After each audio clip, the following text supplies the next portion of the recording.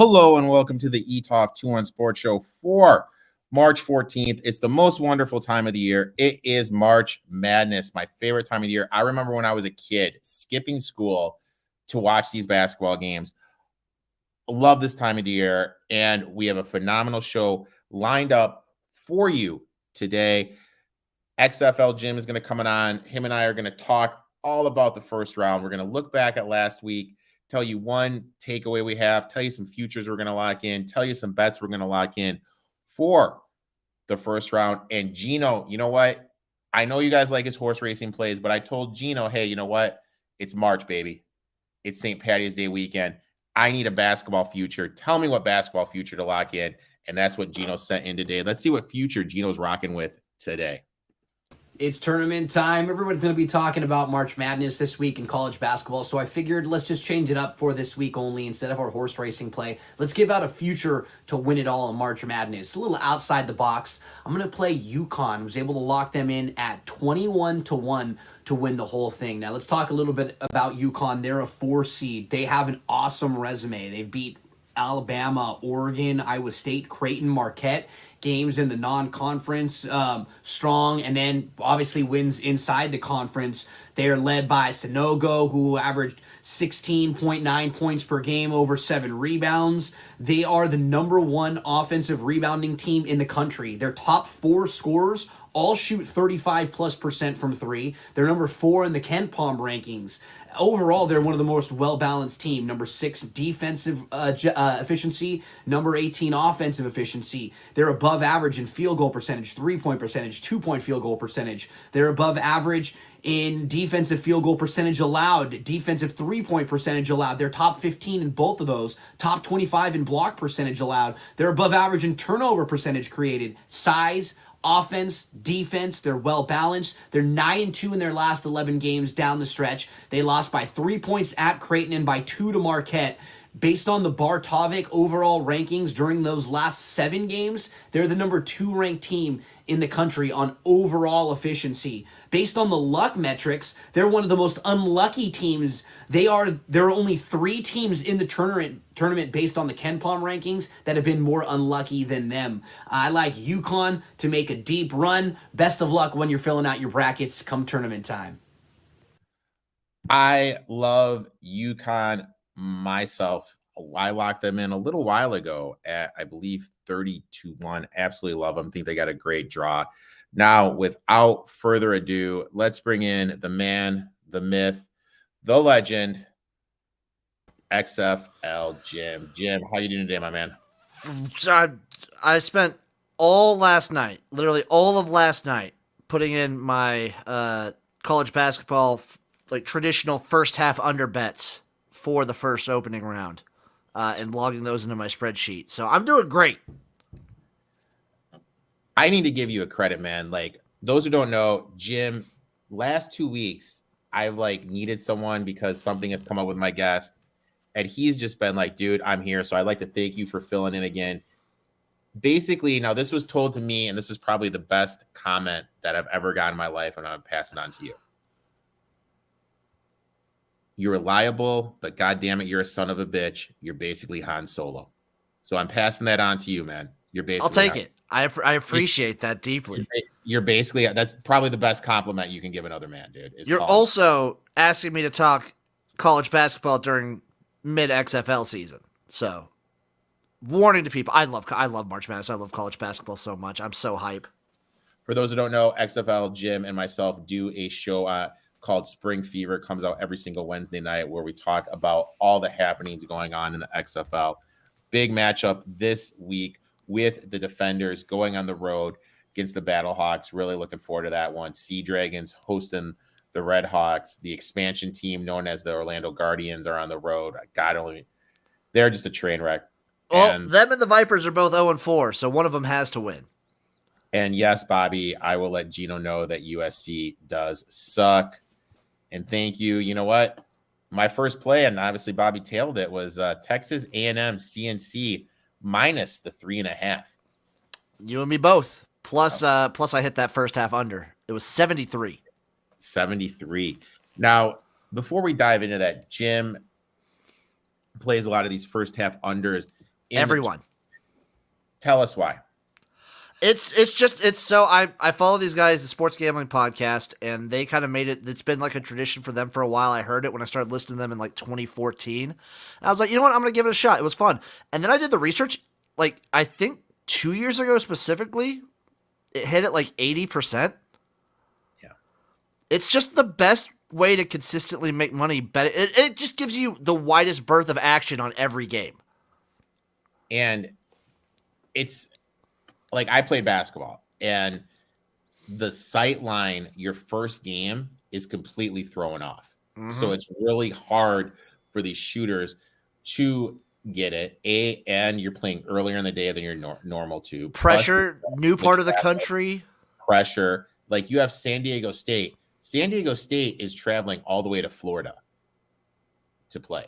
What time are they playing even? I don't even remember. I don't remember that off the top of my head. Also, I just want to say screw you to the NCAA. So it used to be if it was over 350 miles, they would charter you a flight. Okay. Then they changed it to 400. Charleston is 380 miles away from where they play in Florida. They have to, the NCAA expects them to take a 6-hour bus ride to that game. Oh. I mean, they ended up chartering their whole flight, but I mean, like, come on, dude. With how much money the NCAA is generating, that's just throw it around. That's just complete and utter horseshit. How the show is going to work, we're going to only do one takeaway from the past weekend. So, what was your first takeaway of the conference tournament? My one takeaway is Bama was better than I expected them to be, and now I have looking into the future. If Bama doesn't make it to the Final Four, this is a very disappointing turnout and season for them, especially the way like their side of the bracket turned out, in my opinion. I have them losing to Creighton. I'm just gonna say it right now. I have them losing to Creighton. I hate Creighton with a fiery passion, but I would love to see it. My first takeaway: Houston had 20 offensive rebounds against Memphis. Obviously lost, missing Sasser, best player. When he comes back, and I'm hearing he could have played, but he just didn't play because there's no real need for it. Just looking at their draw, they play Northern Kentucky, play zone, they're going to eat.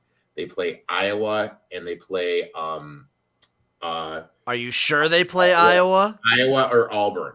Okay, they play Iowa or Auburn. Both those teams are very soft internally. I think this team has a cakewalk to the Sweet 16. Hell, I think this team has a cakewalk to the Elite 8 with how physical that they are. The one thing that could cost them is their lack of experience in a big game.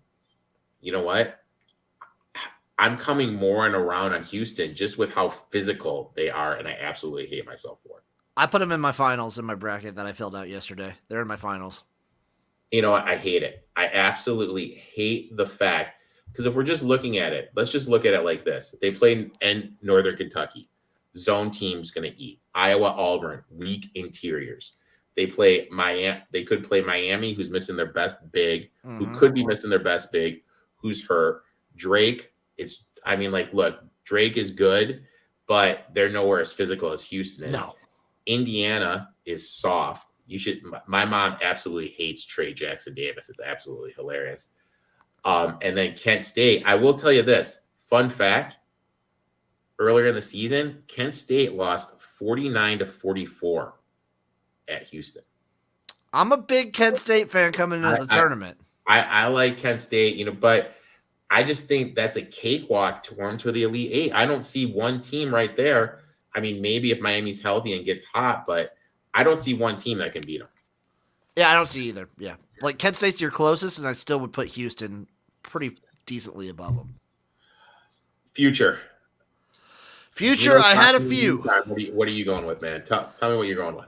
I'm spinning the wheel right here. And I just love long shots so much, Eric. So I'm gonna give you a little long shot.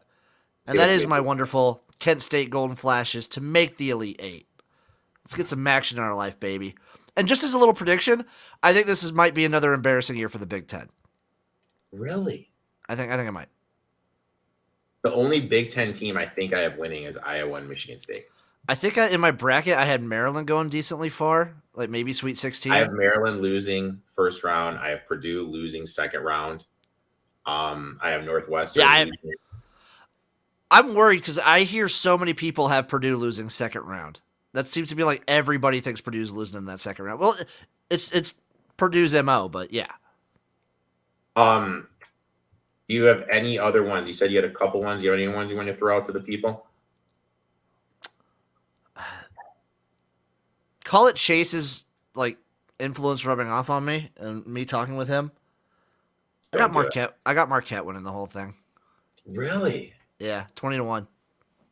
I kind of like that. I think they can legitimately come out of that region. I think it kind of matches up good for them. Vermont's going to be a little tough. Then you got Michigan State. Michigan State has 0 quad 1 wins all year. Let that sit in, big dog. It's impressive. Top hat, Tennessee banged up. Kentucky is Kentucky. Kansas State, I think, is going to lose first. I think Kentucky gets bounced. Purdue, Duke. Duke to me is a team that could either go to the Final Four or they could lose first round. I would not be surprised with any Duke outcome this tournament. So my future is, and you know what? I have an absolute dirtball ton of futures all locked in to win it all. So I'm going to go a different route, Jimbo. I'm going Sweet 16. You know who I'm taking the Sweet 16? Give me the Memphis Tigers to make the Sweet 16. I know they have a very tough matchup against Florida Atlantic, but I think they get through it with their defense. And then with that elite pressure defense, you are going up against Purdue and those soft guards. I think they're going to be able to turn them over. I mean, this team is just electric. I absolutely love them. I'm seeing it plus 360 to make the Sweet 16. Dig it.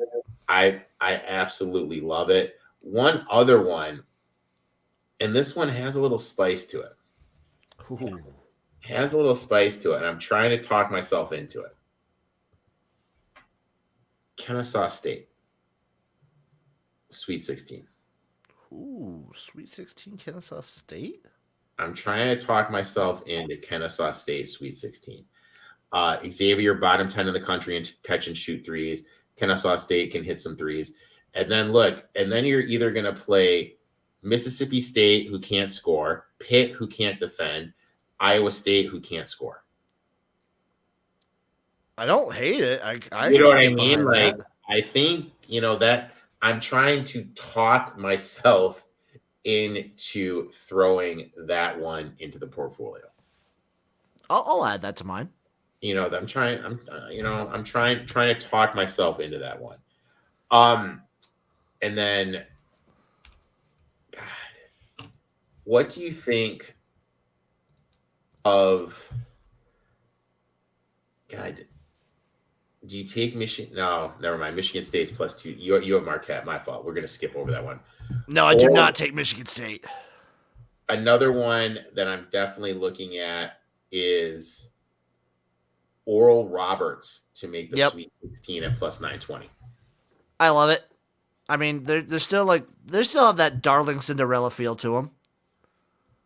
Better defensively, scheduled some great out of conference teams. Still have the point guard, have that 7'3" guy from Arkansas that transferred in that can send the floor, shoot the three, and he can also defend the interior. And look, I'm going to say it. Teams against Tennessee shot 26% on wide open threes. Now, this is my mindset going into the big dance.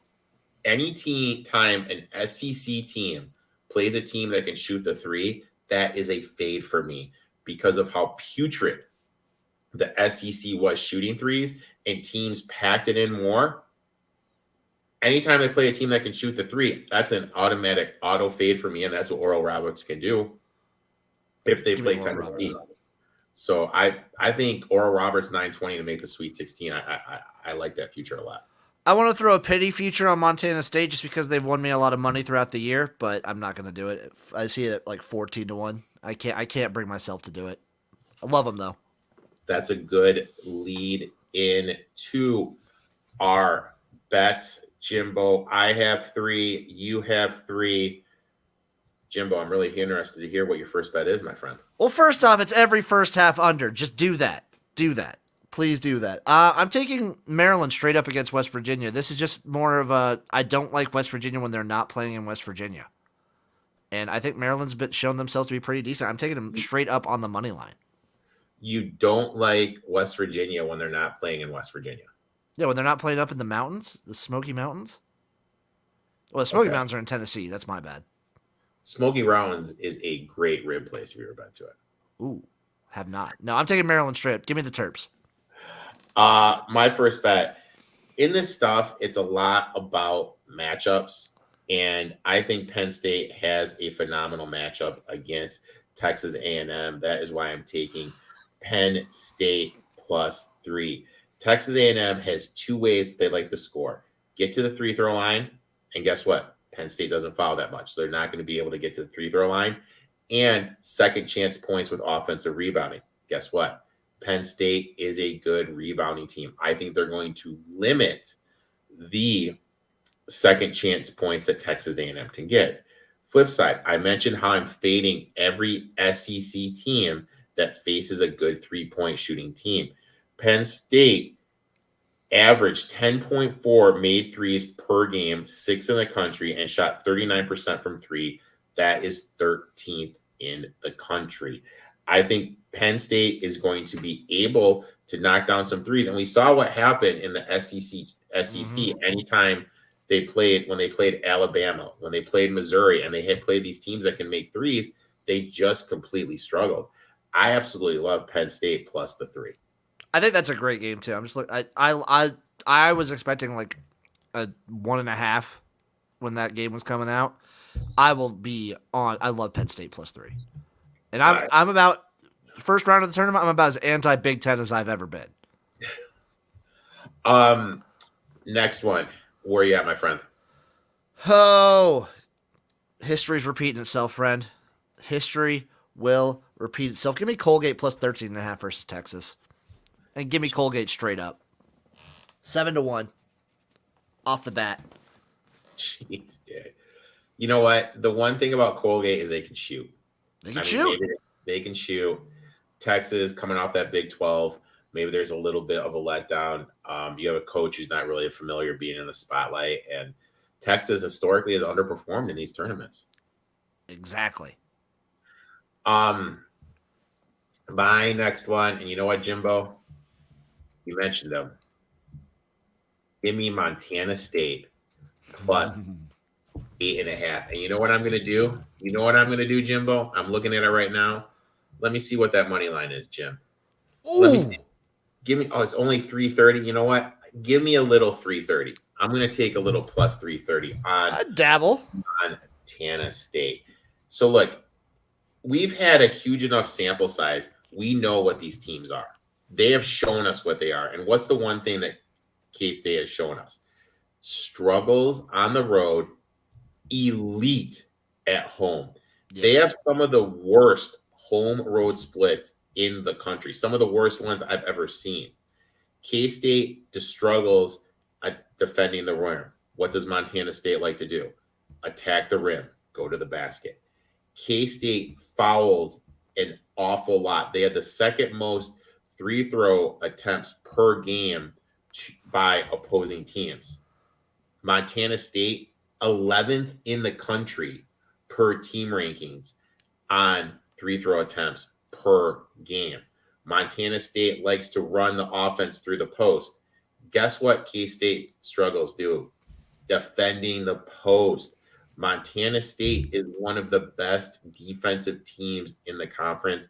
I think they're athletic enough to be able to keep the opposing guards of K-State in check. I absolutely love Montana State +8.5. And you know what? Give me a little bit of the +330.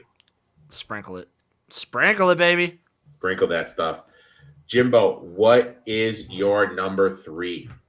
I mean, I had the big-ass future on them. Of course I'm taking them first round. Give me Kent State +4 and on the money line +155. Give me the Golden Flashes over Indiana all day. You know what? Kent State, I think Woodson's a great coach. I think Jackson Davis is a bitch to cover. but Kent State is just elite defensively, Mm-hmm. and they can get out, they can run, they can pressure them a little bit. I think I like that. I like that a lot. I like Kent State a lot in that matchup. My last one, and you ready to get dirty, Jimbo? Are you ready to get dirty? I think so. Are you taking a favorite? No, but I'm going deep. I'm going deep in the runs. I'm taking UNC Asheville plus 18. Now, hear me out. Hear me out, my friend. Okay. Clark being out is absolutely huge. Asheville has Drew Pembroke. Pembroke, 6'10", 21 points a game. I know everyone's thinking, oh, dude, 6'10", probably just eats underneath post. No. Dude shoots 39% from three. So he can play interior and exterior. So he's going to be stretching the floor. So when you need someone who's athletic with Clark, who's going to be able to go out there and defend. Now, also we need to factor in Bona is hurt too.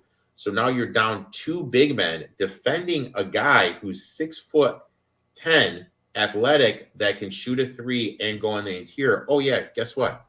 Guess what also Drew does? Drew leads the nation in drawing fouls. Ooh. So UCLA already has injuries to the front court. Now you're playing a 6'10" forward who leads the country in drawing fouls. UCLA could be in some foul trouble, could be relying on guys that don't get on the floor that much if Pembroke is able to do some work, able to get the Bruins in some foul trouble. Also, Asheville shoots 39% from three, which is 7th in the nation. They have two other guys that are shooting over 35% in Jones and Abe. So you have three guys now that can stretch the floor. Okay. You put Pembroke down low. You got Jones and Abe who can stretch the floor. Also, in the experience ranking, this team is 12th. 12th, Jimbo, in the 12th in the team experience ranking. So this moment isn't going to be too big for him. And we need to remember, and I'm still, you know what? There's certain bets, Jim, that just stick with me. I am still salty. I did not get Akron plus 1,400 home last year against UCLA. There is no way UCLA should have won that game. Still to this day salty about it. But, you know, I'm not taking the money line. I think that they just got too much experience, UCLA, but I think this is going to be a close game. I think 18 is too much. You're playing a team that plays with a slow pace against the team that can stretch the floor. It could be a heart attack that UCLA barely limps away from. Oh, my God. I'd love it, dude. I'd love it.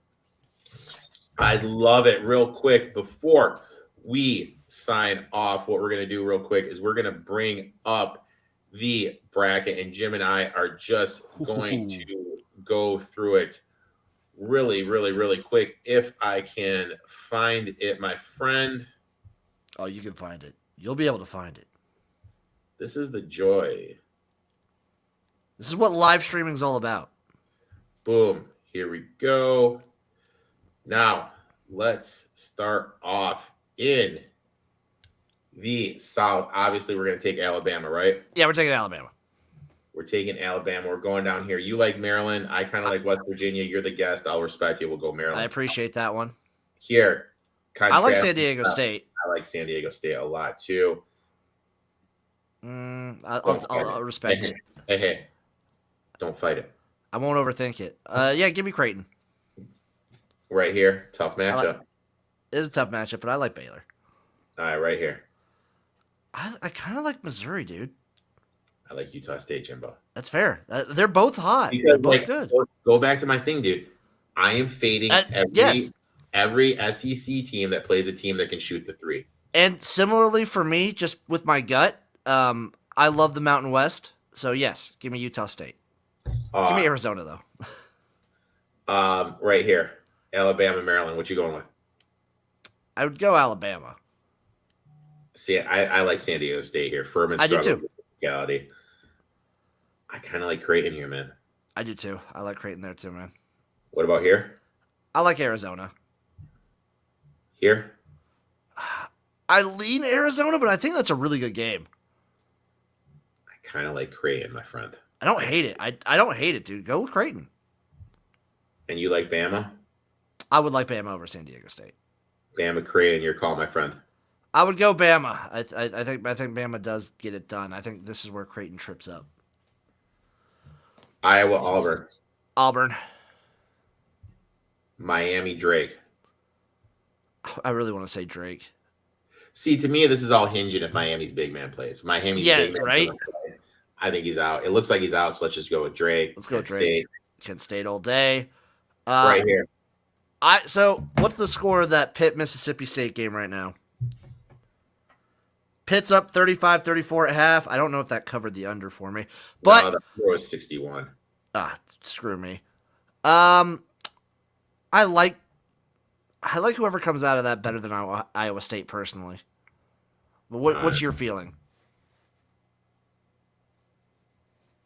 It's tough. Iowa State gets these draws somehow that where they should win. That's amazing to me. We'll go Mississippi State, Pitt, Xavier, Kennesaw State. Xavier bottom 10 defending catch and shoot threes. I get it, but I do think the Xavier wins with a super close one. Right here. Let's go Penn State. I think that's a great game. I think Texas A&M Penn State's a fantastic game. You called Colgate. You know what, Jim? I'm gonna respect it. Give it to me. Give me Colgate, baby. All right. Houston over Auburn all day. Kent State. We're gonna go Houston, right? Yeah, we'll go Houston. Right here. I would lean towards I either Mississippi State or Pitt. I kind of think it might be Pitt. I don't know. I'll let you choose this one. There you go. Mississippi State, Penn State. Who you got? I got Penn State. Yeah, dude, Penn State gets Houston, dude. Come on, man. Give me Houston. That's where the fairy tale ends. That's still a hell of a run for a program like Penn State. Arkansas, Illinois. Give me Arkansas. That's a little homer there. Same area as VCU. I feel like everyone's taking VCU. UConn. Yeah, thank you. I love, dude. St. Mary's is a school. It's a beautiful campus. Love it. Give me. If it's Arizona State, I kind of want to take Arizona State. Okay. Gonzaga, Grand Canyon. Gonzaga. Northwestern, Boise State. Boise. UCLA. Yeah, I think UCLA wins a nail biter. Kansas. St. Mary's, UConn. ASU, Zags. Ooh. I might take ASU. Boise State, UCLA. Let your UCLA hate flow and let Boise. I was gonna say Boise. See, I'll say this. I think out of these games right here, I think UCLA. I think this is their toughest one. Is Asheville? Yeah, probably. Yeah. Well, I think UCLA wins that one, and then I think UConn wins that one. Can't UConn? Give me UConn. UConn. Memphis, FAU. I got Memphis. Duke, Oral Roberts. I really want Oral Roberts, but I think Duke does get the dub. Tennessee, Louisiana. I did bet it. I did bet Louisiana to win this game. But you got to favor Tennessee, right? Yeah. Kentucky, Providence. That's my shot. Montana State is my long shot. Give it to me. Yes. Michigan State. Marquette, Vermont. Marquette all day. Purdue, Memphis. This is where Purdue doesn't. Give me Duke over Tennessee. That's tough. I would take Montana State probably. Marquette.